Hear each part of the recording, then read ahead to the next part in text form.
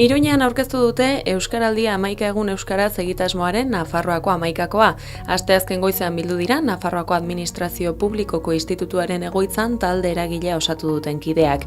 Oier Sanjurjo futbolaria, Julian Jantzi telebistako aurkezlea, Edorta Salvador Rokina eta sukaldaria, Zurine Hidalgo abeslaria, Nerea Egozkue modeloa, Nerea Filat Katakrakeko kidea, Mikel Grande Uarteko gaztea, Mikel Idoate enpresari eta pilotarioia, Juan Cruz Lakasta kazetaria eta Saioa Jaurena errugbi jokalaria.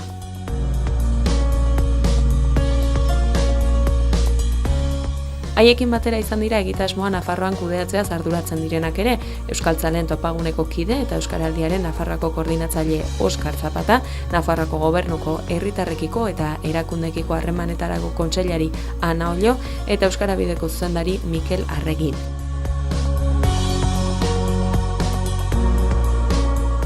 Herritarren hizkuntza ohituretan eragitea da Euskaraldiaren helburua, aukera dagoenean euskaraz egitea. Hau bizi eta belarri prest rolak zehaztu dituzte horretarako. Herritarren aldaketa bultzatu nahi dute beraz, eta taldean egin nahi dute hori.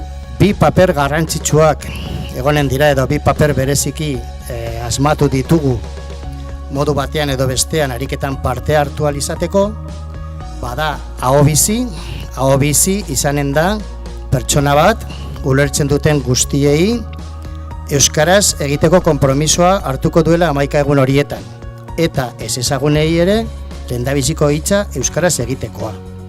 Aldiz, belarri prest, bada pertsona bat euskara ulertzen duena, beraz, aukera ematen digu euskaraz egin nahi dugun guztioi berarekin euskaraz egiteko.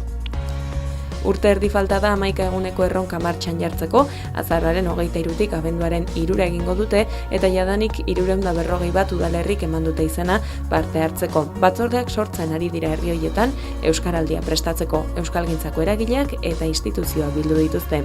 Norbanakoen aldaketarako ordea, uste dute ezinbestekoa dela entitateen babesa ere.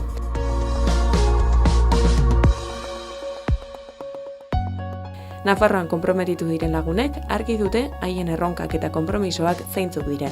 Nire konpromezua keinu baten bidez euskara ulertzen duena, hitz egiten duena eta euskaraz hitz egiteko erreztasunak jarriko ditut. Nire konpromezua da eta hortan izango dira 11 egun horrek.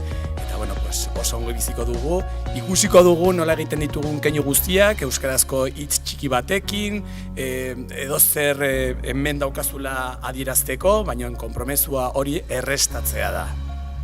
Bueno, nik hau bizi papera hartuko dut, eta horrekin esan nahi dunana da, konprometitzen naizela, pertsona bat niregana hurbiltzen danean, bai ezaguna izan edo baita ez ezaguna izan ere, konprometitzen naiz lehenengo hitza, lehenengo esaldi hori euskaraz egitea, eta dakidanean pertsona horrek euskaraz hitz egiten duela, euskaraz bizi dela, baina baita pertsona ez ezagun horren aurrean, ez dakidanean berak euskaraz ekingo duen edo ez, lehenengo hitza euskaraz egitea konprometitzen naiz.